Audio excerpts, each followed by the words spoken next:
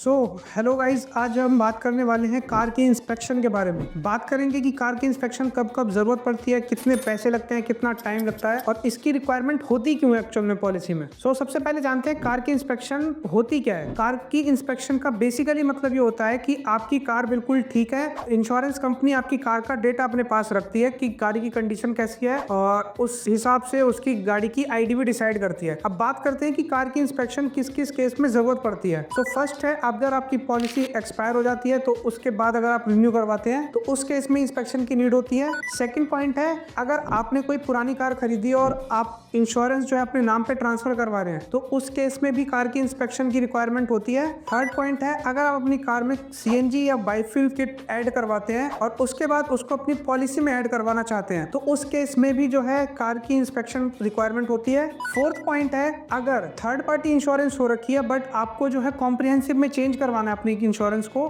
तो उस केस में भी इंस्पेक्शन की रिक्वायरमेंट होती है। और फिफ्थ और मोस्ट इंपॉर्टेंट है, अगर आपकी कार में कॉम्प्रिहेंसिव इंश्योरेंस तो है बट जीरो डेप ऐड नहीं है, बट अगर आप रिन्यूअल के टाइम पे अपनी पॉलिसी में जीरो डेप ऐड करवाते हैं तो उस केस में भी इंस्पेक्शन की रिक्वायरमेंट होती है। और नॉर्मली इसकी जो कॉस्टिंग आती है वो अप टू 250 टू 350 आती है, डिपेंडिंग अपॉन आप किस एरिया में रहते हैं। बट कुछ कंपनियां फ्री ऑफ कॉस्ट आपकी इंस्पेक्शन कंपनी से प्रोवाइड करवाती है।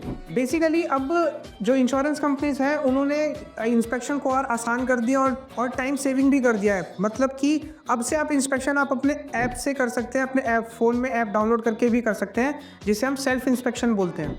आई होप कि आपको वीडियो समझ आई होगी। Follow me for more insurance ज्ञान।